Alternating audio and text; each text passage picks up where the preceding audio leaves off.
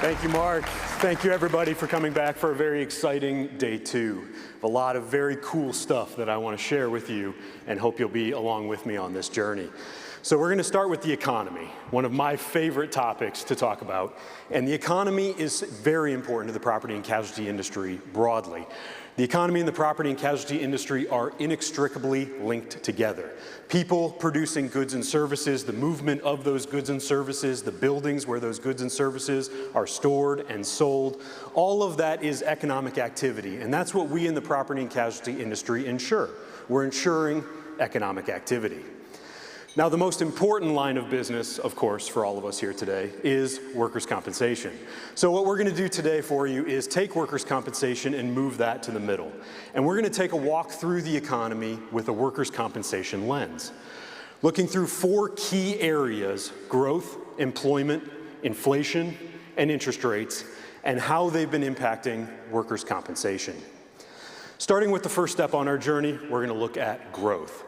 Now, I want to start this with a question for everybody out there. Is the economy in good shape or is it in bad shape? Informal poll, raise of hands. Who thinks the economy is in good shape? Who thinks the economy is in bad shape or maybe not as good as people think? Very diverse answers from the audience. Well, by the way that we as economists measure the economy, things are actually in relatively good shape.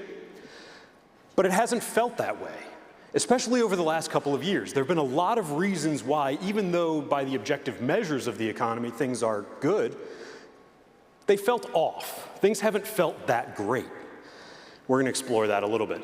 The more important question, though, to ask is, if we feel bad enough about the economy, can something bad happen? Can we manifest a downturn if everybody thinks a downturn is coming? So that's going to be the question that we're ultimately going to be looking to answer in this section. So let's start with a high-level view of the economy overall. This is the 30,000-foot view. And the economy's natural state over time is to grow. There are a number of complicated reasons for that, but there are two that are very simple. Our population grows over time, and our labor force grows over time. So we have more people that are building goods and services to provide to that population, and we have more people that want those goods and services from the population side. Now, there are periods of time where things go bad and the economy ends up shrinking and turns down. Now, that's happened a number of times over the last couple of decades, but it's usually taken something large and something external to ultimately cause that downturn and to get the economy knocked off track. Think about the last couple of recessions that we've experienced: a global pandemic, a global financial crisis, the combination of the dot-com bubble bursting and the 9/11 terrorist attacks. It's really been these large catastrophic events that have come in that have ultimately knocked the economy off. In fact, you have to go all the way back to 1982 for the last time we had a, I'll call it in quotes, man-made recession. That was the famous Volcker moment, where Paul Volcker came in, raised interest rates to near 20%, putting the economy into the double-dip recession and ultimately ending inflation at that time. Now, that'll be key. Remember that a little bit later. But if you look up in the far right-hand corner of this chart, you'll see that over the last several years, the economy has been largely doing what it's supposed to do. It's largely been growing. Now, we as economists use real GDP as the metric for how we measure the economy. Now, real GDP is just a fancy way of saying the sum of all goods and services produced in any given time period, adjusted for prices. That's that real component. We as economists like to just look at the quantity of goods and services produced to get a sense of how the economy is actually growing. In 2023, the economy surprised just about everybody. There were significant forecasts for a recession, a downturn, a hard landing, slow growth, stagnation, you name it. But instead, the economy grew at 3.1% over the course of that year from the end of 2022. An incredible outcome. That's about 50% above the pre-pandemic trend and the longer-term estimates of potential growth in the economy. So a very, very strong year in 2023.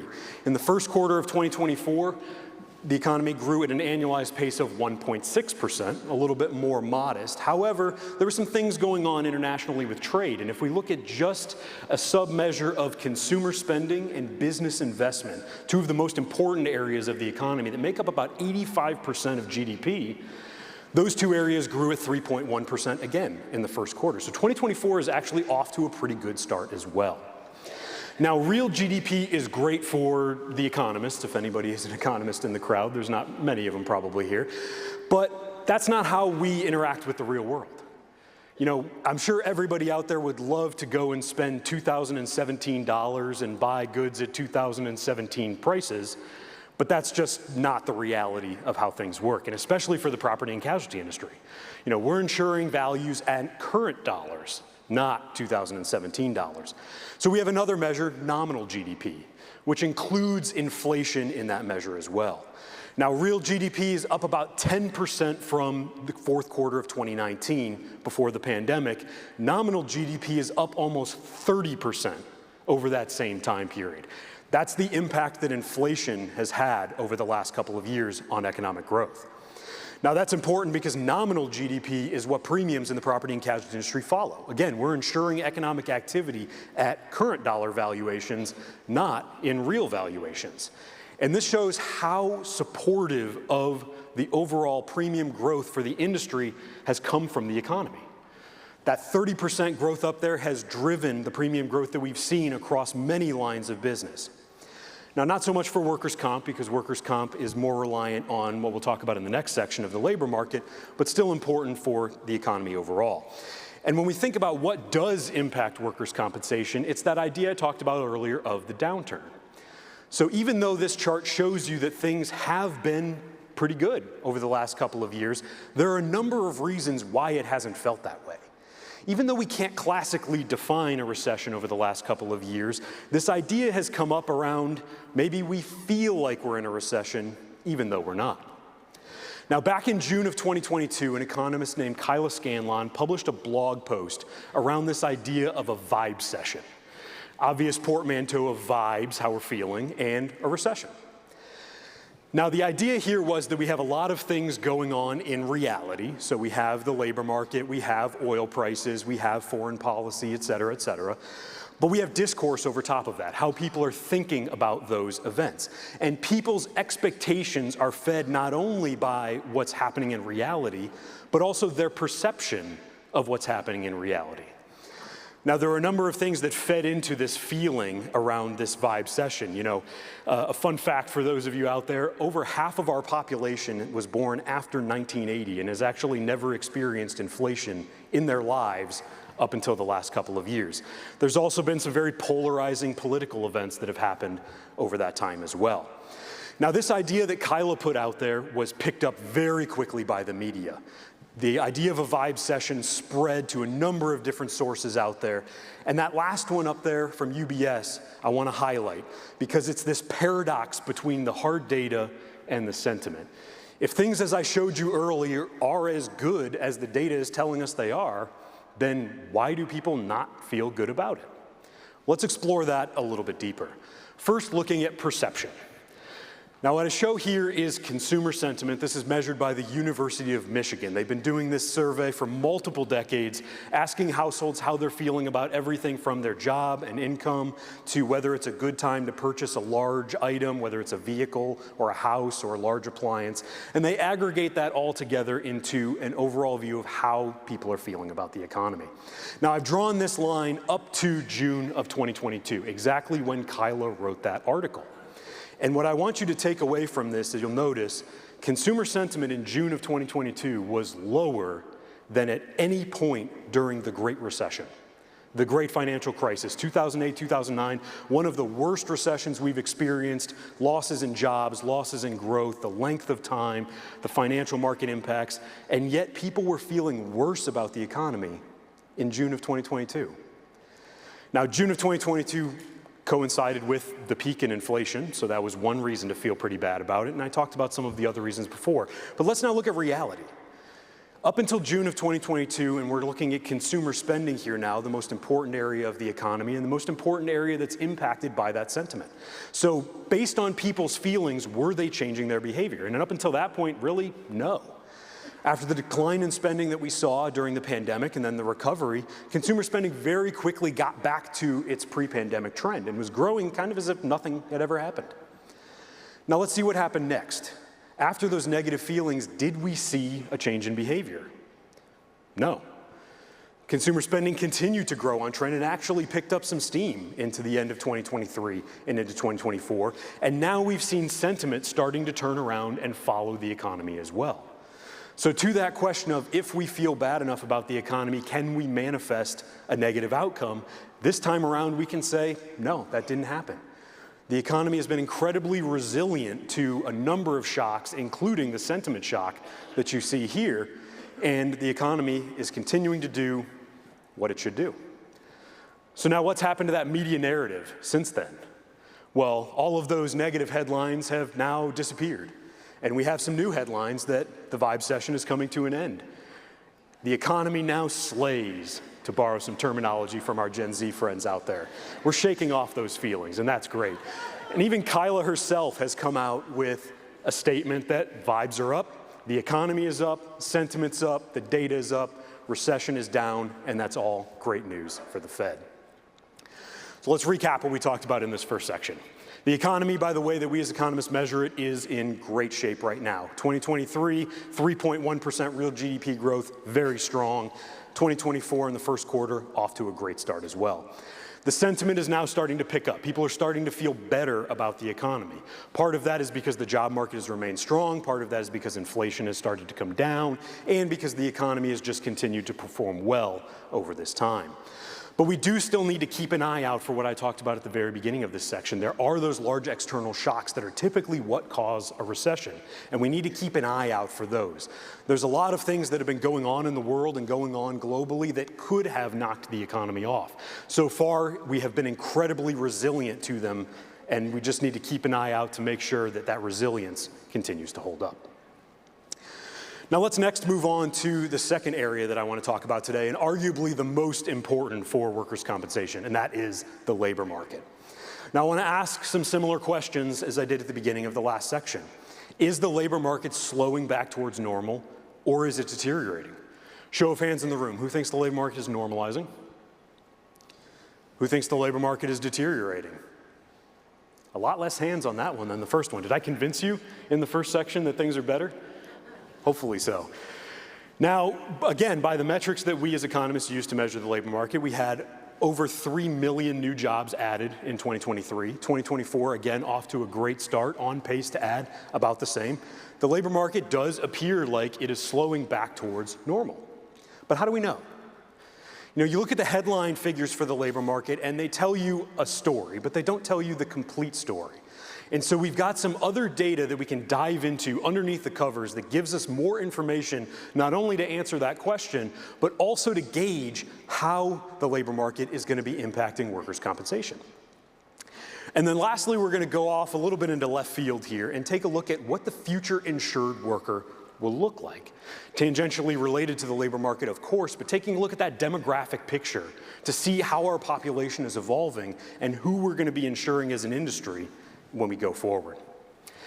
Now let's start this section again with the 30,000-foot view. So we have the labor market here. This is private industry employment over the course of the last 10 years. Now obviously we had very steep declines in employment during the pandemic, and we had the recovery afterwards. But there's two key things that I want you to take away from this chart. The first of which is the gap. Where we are in employment today is below where we would have been had we continued to grow along the pre-pandemic trend if the declines had never happened. Now, part of that gap is pandemic related. We had people who left the labor force either due to illness themselves or to take care of family members who were ill.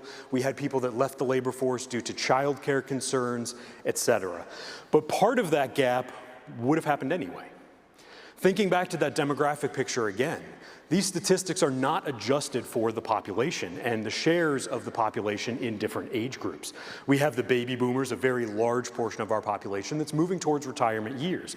And as those people retire, this number was likely to come down anyway. Part of that gap can just be naturally explained by those demographics. Now, the second thing to take away here is the shape. So if you notice, and you can squint, I'm not sure how small it is for those of you out there in the audience, we're now growing at roughly the same pace as we did pre-pandemic over the last year or so. Now that's one sign that we can look at to say things are starting to look a lot more normal. But there's more to the picture to that, and we'll get into that in a little bit. Before we dive into the details, though, let's take a minute to take a step back and let's benchmark how the economy ultimately does translate into workers' compensation, because it's not quite a one-to-one relationship, as we all know. Now, for the economy overall, we have about 30% of workers that are in what we call combined office. This is your financial services, your professional services, your information services, and we've also thrown private education in there as well, so we could look at healthcare in isolation. Healthcare coming in at number 2, a very large headcount industry, and then we have leisure and hospitality services as the 3rd largest share of employment overall in the economy. Now, as we start to transition into our data and we look at payroll, there is one distinction that I want to call out here first. And that is because now this is our data from a workers' compensation system perspective, we do start to lose a little bit of the overall environment. Large companies that self-insure fall out of our universe, and so that can have an impact on these numbers when we think about what's most important for workers' compensation. When we bring wages into the picture and we look at payroll, office grows. Again, these are very high-wage jobs, as you would anticipate, so an even larger share of payroll overall. Healthcare shrinks, but is still in the top 3, and that's partially because of that effect I just talked about. Some of the very large healthcare systems out there do self-insure, and so they're not in our system here. But now leisure and hospitality services has fallen out. That's a very low-wage industry overall, and manufacturing now has come in, a high-wage industry that was a little bit smaller in headcount, now peaks into the top 3 when we look at it from the payroll perspective. But let's go one step further now and put loss costs into the picture as well. When we go to premium, combined office share has now halved from where it was in payroll. Again, these are safe jobs, office jobs, so they're very low loss costs in this area, so they've fallen down to number 2 now. Manufacturing still in the picture, and now construction has pulled up into number 1. While it's a lower headcount and a lower share of payroll, construction, being one of the highest loss cost industries out there, is the most important industry as we think about workers' compensation. So again, think about those 3 at the top as we start to dive into the next couple of slides. Now I'm going to bring back something that Donna showed you in State of the Line earlier and show you the overall picture for 2023. Again, I want to reiterate, very strong year across the board. 6% payroll growth, that's well above the pre-pandemic average and well above the longer-term trend, even if it is down from the last couple of years. And that's really because that right-hand side, wage growth, strong across every industry. Now on the employment side, though, things were a little bit more interesting in 2023. We had strong employment growth in healthcare, leisure and hospitality services, construction, as well as other and wholesale trade. But we had some differentiation among industries such as manufacturing, retail trade, and we even saw transportation and warehousing go negative.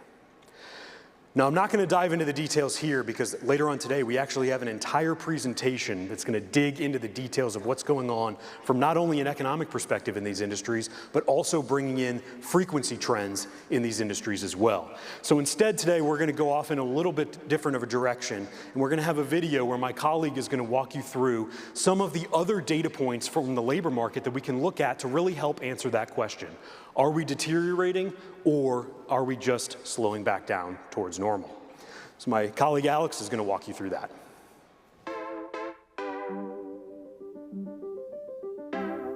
You've probably seen a headline like, in 2023, the economy added roughly 3 million jobs. These headlines often follow the Bureau of Labor Statistics Monthly Employment Situation Report, which takes data from establishment and household surveys and provides a real-time look into the evolution of the labor market, including employment and wage growth, the unemployment rate, and the labor force participation rate. Along with payroll and premium growth in workers' compensation, these are all key metrics to assess the health of the economy. But there's more to the story. Let's add some context to those numbers. Overall employment did grow by just over 3 million jobs in 2023, but what actually happened was that over the course of the year, there were more than 71 million new hires, and about 68 million people left their current jobs, either by voluntarily quitting or being discharged. So why is this important? Both the net change in the workforce and the total amount of job turnover tells us even more about the labor market. For example, it tells us that new and growing firms are contributing to labor market dynamism, and that in a tight labor market, Workers can voluntarily change jobs to find a better match or wage. At the same time, we're also seeing that workplace stability has value as experienced workers gain valuable firm-specific knowledge and expertise. Here's another example of how context matters when considering job numbers. In January of 2022, the economy added about 250,000 jobs from the previous month. In June of 2023, the economy also added about 250,000 jobs. Same labor market dynamics, right? Not quite. Let's dig into more detail from the Job Openings and Labor Turnover Survey, or JOLTS for short. Fed Chair Jerome Powell has frequently cited the report's number of unemployed workers per job opening as a measure of supply and demand imbalance in the labor market. The JOLTS report also contains important details about hires, voluntary quits, and layoffs and other separations that can help deepen our understanding of how the labor market is evolving and what the impact will be to workers' compensation beyond just payroll and premium growth. Returning to our example, January of 2022's job growth came from roughly 6.5 million people hired in the month, with about 6.25 million people leaving their current job at the same time. In June of 2023, only a little less than 6 million people were hired, with about 5.75 million people leaving their jobs. So what we have here is the same net employment growth, but with 500,000 fewer people in a new job. That's especially important in workers' compensation because employees with fewer than 12 months tenure in their current job have a statistically higher likelihood to file a claim compared to longer tenured workers for many job types. As the number of new monthly hires declines, fewer new workers are being added to jobs each month, even as the workforce continues to grow, and this can reduce workers' compensation frequency. The JOLTS report provides an objective view into what's happening in the labor market. Over the past few years, we've all heard reports of significant layoffs at prominent companies, leading to further speculation around the state of the economy. In reality, total layoffs have been lower than pre-pandemic levels. Over the past 3 years, an average of around 1.5 million workers have been laid off or fired in any given month, with 2023 averaging 1.6 million monthly layoffs and discharges. In the 5 years prior to COVID-19, layoffs and discharges averaged 1.8 million per month. While layoffs can be damaging and disruptive to the affected workers, the rate of layoffs both before and after COVID remain near record lows. Low unemployment and solid hires rates, along with continued elevated job openings rates, point to a continuing strong labor market. So the next time you see something like, in 2023, the economy added roughly 3 million jobs, you'll know there is more nuance to the story that informs what's happening in workers' compensation. So as Alex walked you through, we have this additional data that comes in from the Job Openings and Labor Turnover Survey. Now, I've provided you with some context around those numbers here on the next slide. Now, obviously, things got a little bit jumbled in 2020 with COVID and as layoffs went off of the charts here. But take a look before COVID and then compare to where we were after COVID. A very distinct difference. This is the period that the media dubbed the Great Resignation. Everybody remembers that time period, right? We like to call it the Great Reshuffle. It's a little bit less harsh, and it's not that those people were all just quitting their jobs. They were leaving for other jobs. So it was not just a high quits rate, but also a high hires rate as well. So as we think about overall gains in employment in the labor market, remember, it's the difference between the number of workers hired and the number of workers who leave their job in that time period that ultimately leads to growth overall in the labor market. Now let's zoom in on that specific period during that Great Resignation and look at the hires rate first. About 17% above pre-pandemic levels, significantly more hiring going on in the economy at that time. Now that's, again, key for workers' compensation because those are those short tenured workers. And we always want to keep an eye on not only how many short tenured workers we have, but what is the quality of that next hire going to look like. When the labor market is tight and it's difficult to hire, we may not have that same quality of worker for that next hire that we want overall from a workplace safety perspective. Now next, let's look at the quits rate. Now, this is important when we think about from a selection mechanism perspective for the labor market overall. Who has the decision in what the labor force is looking like? Now, quits is where that decision is ultimately taken away from the employer. This is a worker who's voluntarily leaving the job for another job out there. It could be your best worker, it could be your most productive worker, it could be your safest worker that is leaving to go to another job. And as the employer, you don't really have a say in that at all. About 25% more quits than pre-pandemic that we saw during that time. When we look towards today, where we are in 2024, looking both at the hires rate and the quits rate, things look materially different. We now have both hires and quits significantly below where they were pre-pandemic, and even more so below where they've been over the last couple of years. And yet the job market continues to grow overall. That slowing of churn is very important as we think about not only the stresses on the labor market, but what the overall safety of an individual workforce can look like. Now, the other side of that equation is layoffs and discharges. So again, think about that selection mechanism and who is making the decision. And this is where the employer does have the say. But with layoffs and discharges 25% below their pre-pandemic levels, there hasn't been as much of a say. Where your least productive workers or your most disgruntled workers or your unsafest workers would typically be laid off, the challenges in hiring and the difficulty with quits of other workers have made it more difficult for companies to be able to make those adjustments to their own employment that they would ultimately want. Now, this one is also key as we know that all of those headlines have been out there over the last couple of years. Very, very prominent media coverage of layoffs in tech, layoffs in retail, layoffs at X company, Y company, Z company. And you can see the impact of those right there at the beginning of 2023. Took us from about 20% below pre-pandemic levels in layoffs up to about 10% below pre-pandemic levels. And now we've settled in around 15% below pre-pandemic levels. So if you hear 1,000 workers here, 100 workers there, 500 workers there, absolutely that is a tragedy for those workers who are involved in the disruption to their lives that they're going to be experiencing.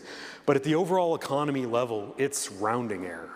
And we continue to see a very low level of layoffs across the economy. This is the key metric that we point to in answering that question of what's going on in the labor market.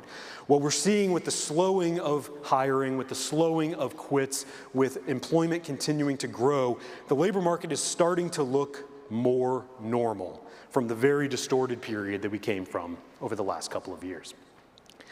Now, hopefully everybody out there wants to follow this information monthly in real time to get assessments of how the labor market is evolving, and we've got the product for you. Our Labor Market Insights page that gets published on ncci.com on a monthly basis tracks these statistics, not only the high-level employment statistics, but also the details that we get from the JOLTS to give you not only the perspective of how the labor market is evolving, but whether there are insights to take away that are going to be impacting workers' compensation. So now let's go on our tangent off into left field, and let's take a look at what that future insured worker is going to look like. Let's bring up the population in 1980. Now it's gray and dull, and let's add some color to it overall. Now what I want everybody to do here is take a second and think about where you were in 1980. How old were you? Find yourself on this chart before we walk through some of the details. Now the solid bars that we have up here represent the labor force, and the lighter shade represents people outside of the labor force. So you can get a more complete perspective of the labor force overall. Now, we like to break this up into three groups. We have younger workers, 16 to 24 years old. We have prime age workers, 25 to 54 years old. And we have older workers, 55 to 64 years old. Now, you'll notice here that people do continue to work after 65, but we're going to leave them off for now because, like Bill, everybody deserves to have a great retirement after that time period. So now let's bring up some statistics on this. Let's take a look at what this has actually looked like. So in 1980, about 17% of the population was in that younger workers cohort, but it made up about 24% of the labor force. That's because of the baby boomers. You can see there in orange, very large, very important portion of the population. In prime age, 38% of the population, 62% of the labor force. That shouldn't surprise anybody, a larger share for prime age workers. And then older workers, about 10% for both. Now I want you to look at the shape of the population here as well. And notice that the baby boomers and Gen X on the left-hand side of the chart are much larger than the generations that came before them, their parents' generations. Let's keep an eye on that as we move forward through time. And lastly, we have the total population at 227 million at this time. Now let's fast forward to 2000 and see how things have changed. We now have the millennials that have been added in. So everybody, once again, take a second to think about where you were in 2000. How old were you? Find yourself on the chart so you can continue to follow along. Now let's once again take a look at that shape. We have the millennials now that have come in, and we have the peaks of the Gen Z coming in behind them. And notice now that instead of these previous generations being significantly larger than their parents' generation, we have them roughly the same size as their parents' generation. This is something key to watch as we continue to go through time, because this is the slowing of population growth as birth rates have been declining. Now, the statistics themselves have changed here as well. Younger workers now a smaller share of the population and an even smaller share of the labor force overall. It must be those lazy millennials. I mean, they really just didn't want to work, right? It's okay, I can say that because I'm one of them. In the prime age, we have the baby boomers moving in to take up the lion's share, so we have an increase in not only the share of population, but the share of the labor force as well. And then little change on the older workers' side. And lastly, 282 million, that's up 24% over that 20-year time period, a little more than 1% per year population growth. Now let's fast forward once again to 2020, almost modern age. Now we have Gen Z moving into the labor force, and we have Gen Alpha coming in behind them. Scary, I know. Take a look at the shape again. Now the boomers are moving off into older and retirement years, and we continue to see the same trend, where Gen Z and Gen Alpha behind them now a little bit smaller than their parents' generation. Again, continuing that trend of lower birth rates and a slowing in the population growth overall. The statistics have changed here as well. For younger workers, another drop in the share of the labor force overall. Turns out it wasn't just that the millennials were lazy. It's that younger people have been putting more emphasis on education, school, not coming out of high school and going right into the labor force like we saw previously in other generations.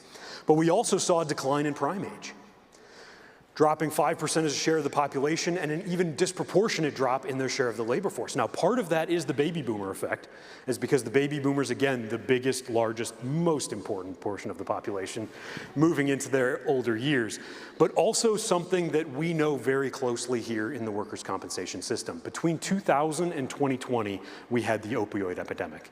There's a number of research articles out there from prominent economists that show the impact that the opioid epidemic had on participation, particularly for prime age men. So that was a contributing factor to what we see as that erosion of the prime age labor force participation during this time. Now the population overall, 332 million, up about 18%. Again, now we have slowed to less than 1% per year growth in the population. Now let's go to the next step, because in 2020, we have data. We can bring even more to this story now in 2020 thanks to our claims data dashboard and the data that we get from everyone out here in the audience and in the industry. We can bring the demographic statistics that we have from our share of claims and our share of incurred losses to compare them to what's going on overall in the population. Younger workers making up about 13% of the labor force, only 9% of claims, and only 5% of incurred losses. About 64% for prime age across all statistics, and then for older workers, we have a disproportionately higher share of claims and incurred losses coming through. Now, I do want to make one note here that this is just claim share. We don't have exposure layered on top of this, so don't think about this as frequency, but just share of claims overall. Now let's fast forward into the future, because that's what we're all here to care about, right? Let's go to 2030. Now, using projections from the BLS and the Census Bureau, we're able to get a good rough estimate. It's a little blocky, but it's the best we can do, of what the population is going to be broken down to look like in 2030 over the next 6 years. Now, we have little change in shares overall because we're only going forward 10 years now instead of 20, but we do have, again, that shape that I want you to notice. We're continuing to see now with Gen Alpha, and the generation behind them hasn't even been named yet. We'll call them Gen Beta for now. They're now even smaller than the previous generations. And you'll notice that the population growth has slowed to just 4% over 10 years. Significantly slower population growth overall. And I want you to take a look at the generational makeup in 2030 here as well. When you think about who the average worker is going to be during this time period, it's going to be a millennial. It's not going to be Gen X, it's not going to be boomers, even though they're still going to be around in the labor force. You're primarily going to be insuring millennials and Gen Z in just 6 years. And not only are you going to be insuring millennials and Gen Z, you're primarily going to be employing millennials and Gen Z as well. Hopefully that's not too scary of a thought for some people out there in the audience. Now, we've also brought in the latest data that we have available from our claims data dashboard. This is preliminary for 2023. We don't have projections out, but I wanted to show you that this data evolves as well.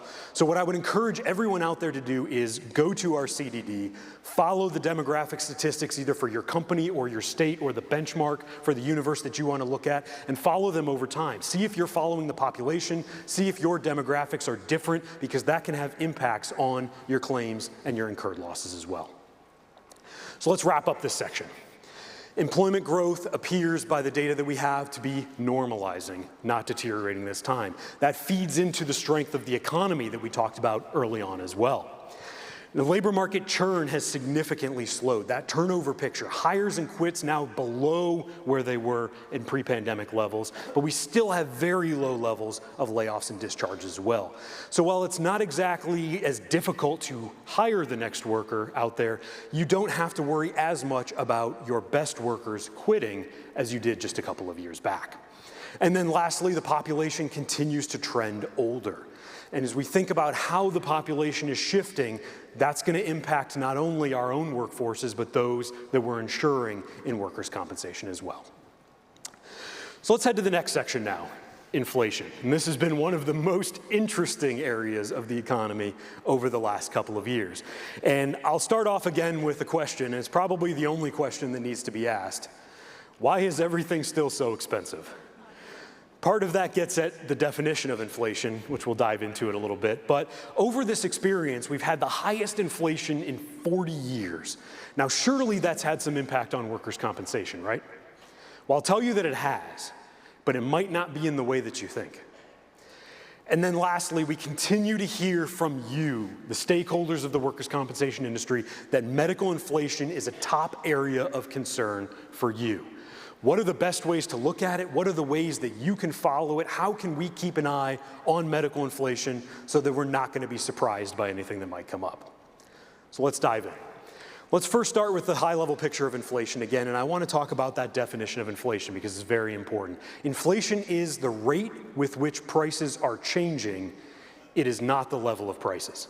So when you hear inflation is coming down, inflation is getting better, inflation is going away, that doesn't mean things are getting cheaper. That just means that they're getting more expensive slower. So now that we've got the bad news out of the way for everybody, let's dive into the details. We as economists break up inflation into a number of pieces to get a sense of how things are trending overall. First up, we have core inflation. Then we add on top of that energy, and we add on top of that food.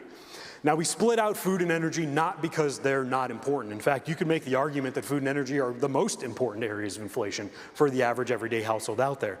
But we as economists split them out because they typically aren't as impacted by economic forces. Usually it's external factors. Think of Middle East tensions and global financial market environments leading to changes in oil prices, as well as the weather affecting food, etc. Now, when we look at that core component, that's where things get much more interesting. Now, I've broken this down in a little bit of a different way than you've seen before. If anybody's following inflation themselves, they may have seen core goods, core services, blah, blah, blah. That's boring. We don't care about that. What I've given you here is a property and casualty industry picture, because that's been much more interesting over the last couple of years. Now, when inflation first started taking off back in 2021, it was mostly a personal line story. We had new and used car prices that were skyrocketing. Used car prices up over 50% from pre-pandemic levels, new car prices up over 20%. And there was a lot of questions around, was that temporary or was that a new sustained future? Well, it turns out that was a new sustained future. Car prices are still pretty significantly expensive. And now auto insurance rates have been trying to play catch up on that story. Now, the largest area on this chart, as you can see, is housing and rents. So who in the audience is a homeowner? Hopefully everybody's raising their hands. I have good news for you because this inflation is not bad. This is good. This is what you want.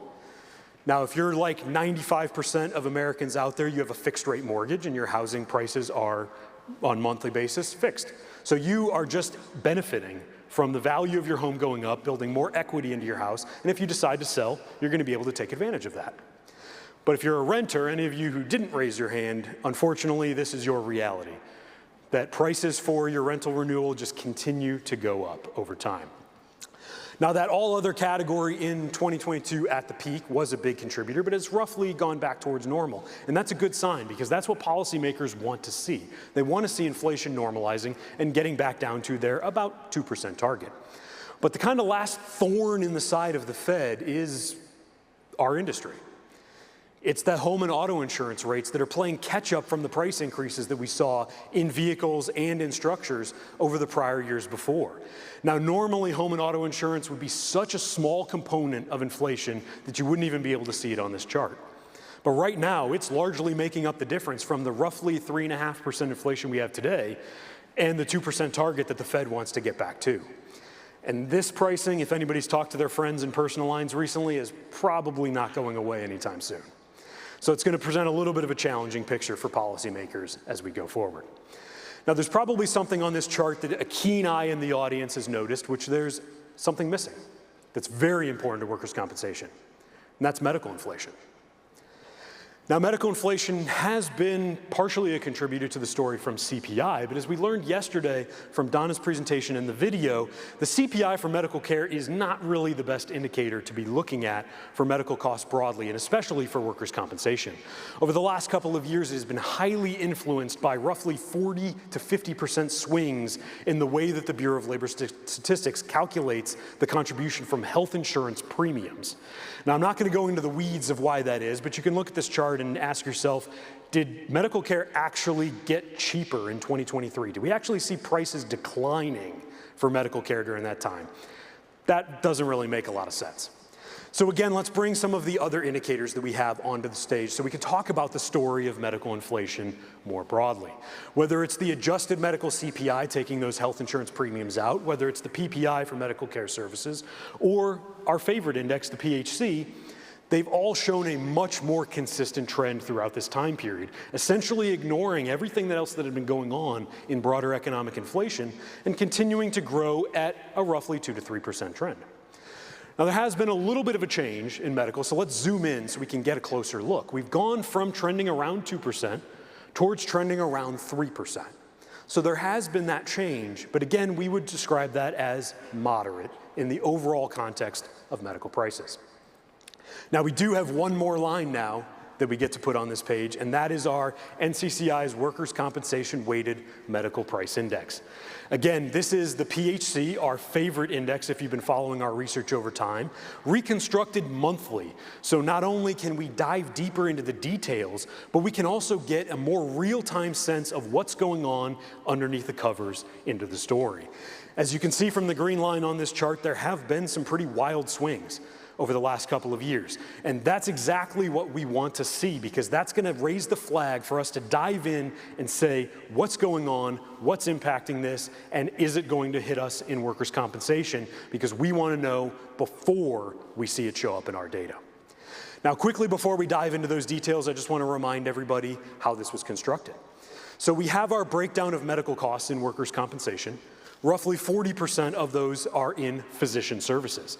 Now, we take the physician services component from the PPI because we want to account for all payer types, and we also want to account for those Medicare-based fee schedules that we have in most states. Now, the next category, also making up about 40%, are your facilities, with about 2/3 in outpatient and about 1/3 in inpatient. Again, we take these from the PPI for similar reasons. The next 15% is from drugs and durable medical equipment. We take these from the CPI instead of the PPI because reimbursements in these categories typically follow consumer prices rather than the wholesale. And then lastly, we have the other category. Now, there are a number of different things in the other category, and we didn't want to dive too deep into those details. So what we've done is we've pulled out long-term care, a very specific area that's important for large loss and our longer duration claims out there. So that's represented in this last category of other. So now let's bring up the details of the Workers' Compensation Weighted Medical Price Index. And there's a lot going on this chart, but I'm going to take a second to walk you through all of the important things. Here you have the contribution from each of these components to the overall index. Now first, let's look high level at a couple things. Notice physician services. Outside of a couple of time periods, 2021, 2024, physician services is typically the smallest contributor to the index overall. Now, it's the largest share of workers' compensation medical costs, but it typically sees the lowest level of price increases, partially because of just what goes on in physicians, but also because of those fee schedules that Donna talked about yesterday. Now, next, look at the other two blue bars above that. Hospital, outpatient and inpatient, both typically the largest contributors to the index overall. And that is because both inpatient and outpatient costs typically have some of the highest rates of inflation as their normal trend. So even though together they are about the same share as physicians, making up a much larger contribution to the index overall. And then lastly, the other three categories, medical supplies, drugs, and other, which is long-term care, typically very small contributors, but again, we had some interesting things to look at over this time period.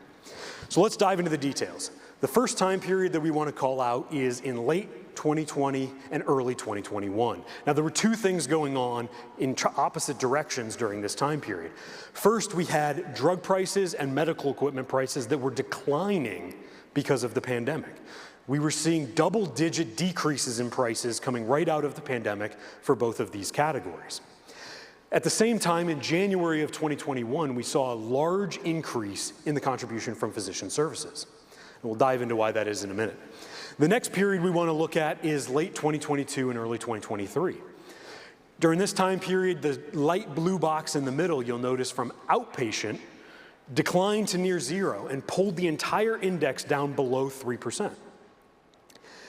And then the last period that we want to look at is in early 2024, what happened at the beginning of this year. Once again, we saw the contribution from physician services increase again. Now that may start to raise alarm bells because we talked about that's the largest, most important area of spend for us. But let's dive into the details to see exactly what was happening during that time. So looking at physician services over the last 10 years, you can see the details tell us the picture. Looking here specifically at the purple line, Medicare payers for physician services, a large increase, roughly 10% in 2021. Now, the thing that we want to ask ourselves, is this a one-time change in prices or is this a new trend that is coming out? And what we learned very quickly was that this was a one-time change, and since that time period, they've actually clawed back about 75% of those price increases in Medicare with subsequent declines in the following years, including in January of 2024, another 2% decrease in payments for physicians for Medicare patients. Again, important for our Medicare-based fee schedules out there. But in January of 2024, we saw a very large increase in the overall index, but that came from Medicaid. An 11.4% increase in Medicaid payers at the beginning of this year, leading to the about 1% increase that we saw overall in the index. Now, workers' compensation is going to be a little bit more isolated from those price changes because we don't have Medicaid-based fee schedules or Medicare-based fee schedules. So where those prices are going to filter through is going to be their impact to the overall through the private carrier or private insurance payments that you see in the yellow that went up about 1% at the beginning of this year. So that increase that we saw at the beginning of this year in physician services is not quite as dire as it would have been otherwise by taking this detailed look. Now let's take a look at that other area, hospital outpatient. Now this is one where you have to squint a little bit, but in late 2022 and into early 2023, we saw all payers temporarily declining in prices. Now again, what we want to call out is this a new trend or is this a temporary phenomenon? If we had to wait on an annual basis to see the data come through, we wouldn't have known until later into 2023 that those declines actually turned right around and went back to its normal trend price growth after. That's where the monthly basis of this index allows us to get that extra level of detail, because we saw very quickly a couple months after, prices in outpatient services continue to grow and return back to its pre-trend of about 4 to 5% per year.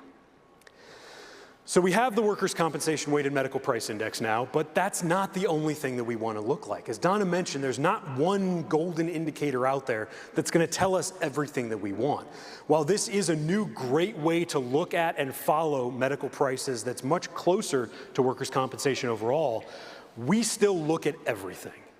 We're looking at every medical index that we can on the timeliest basis that we can to gather as much information about the changes in medical price trends that we're experiencing, because we want to see it fast, we want to identify when changes are happening, and we don't want to wait for it to ultimately hit us in our data and have any surprises out there.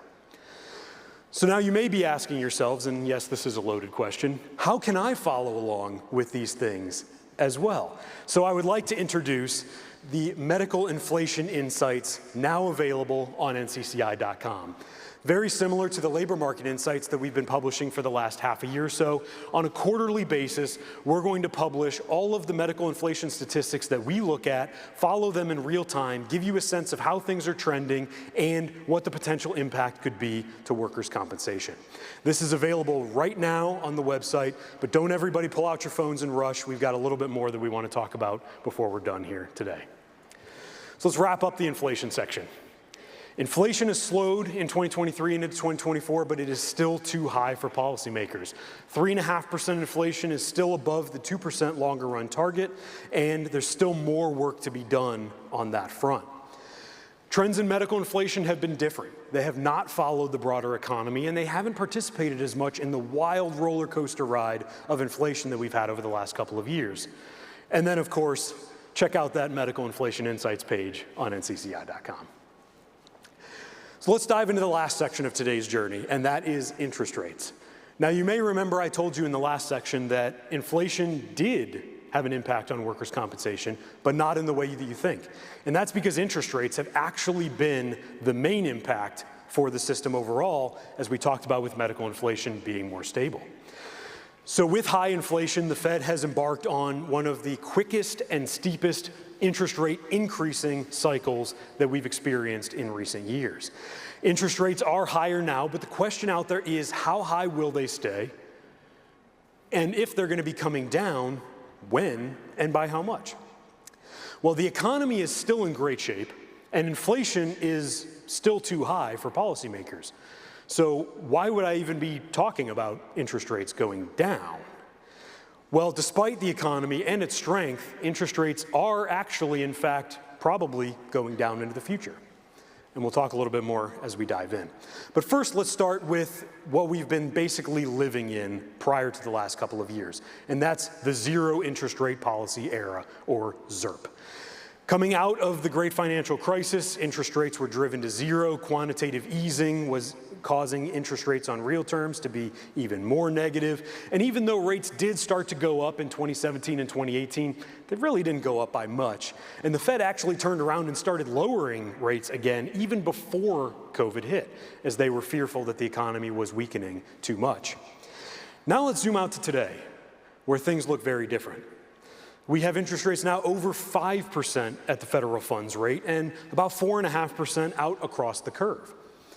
Now the question is, what's the anomaly?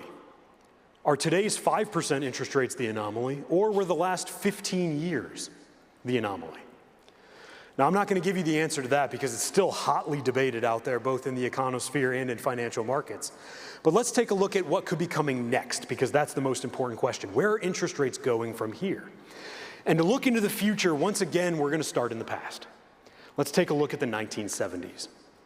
Now, this era weighs very heavily on policymakers' minds, because during this time, inflation grew, the Fed responded by raising interest rates, the economy went into recession in 1973, inflation came down, but not by much, and then started to take off again later into the decade, leading again to that famous Volcker moment where Paul Volcker had to come in and raise rates to near 20%, put the economy into the double-dip recession to ultimately win the war on inflation. And that's the key lesson to take away from this. If you don't win the battle against inflation today, you may have to come back later and do even more damage to win the battle ultimately at the end of the day.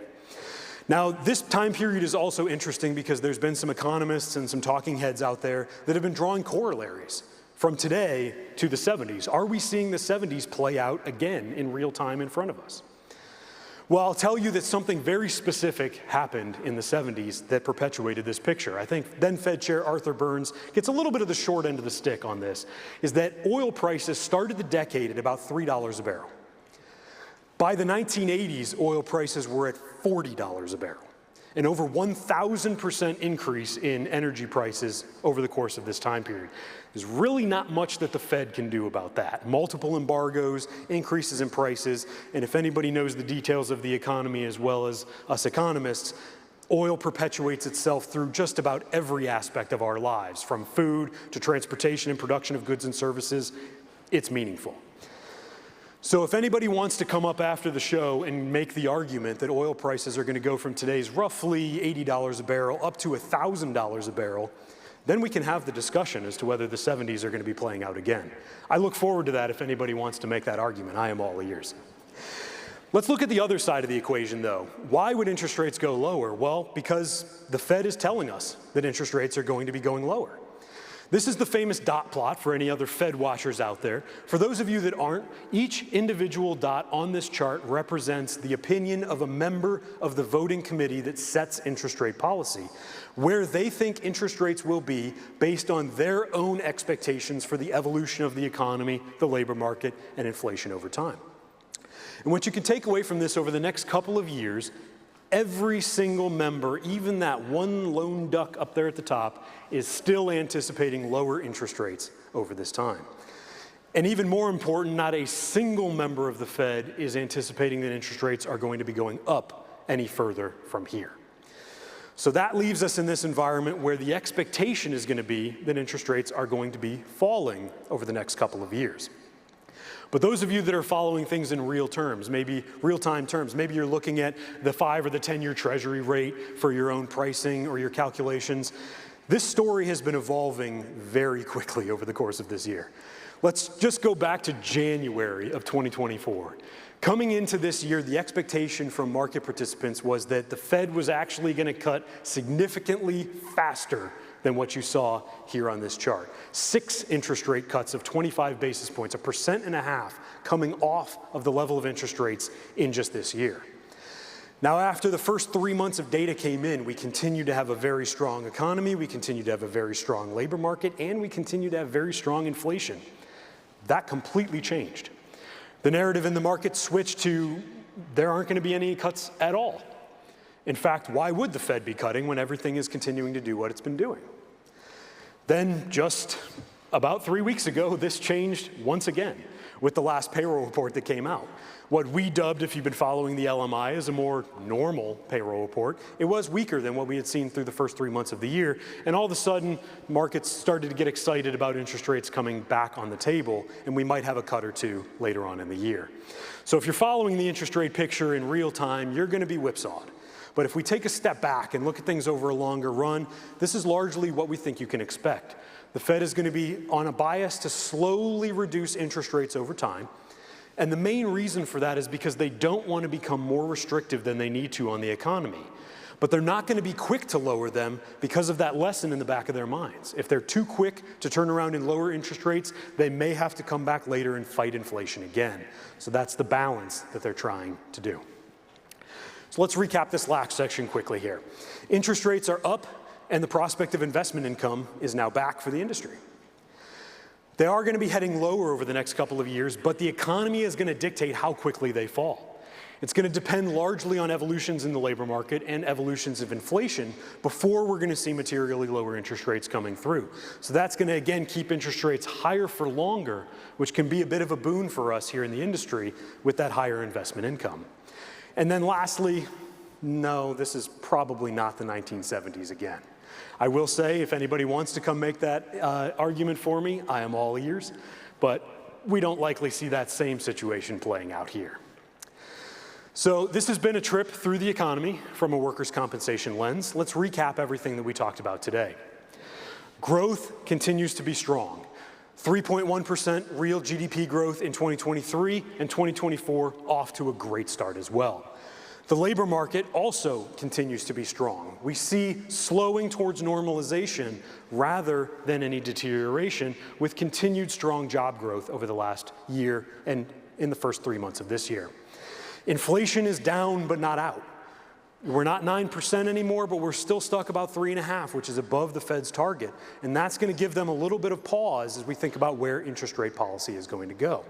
Medical inflation has been much more benign through this time period.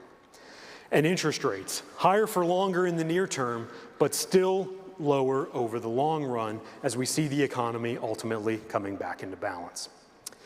So hopefully everybody has enjoyed this presentation, has been able to take some part of this information away. I will stick around after as we're going to be heading into a break if anybody wants to come up and ask questions and engage. And thank you everyone for your time.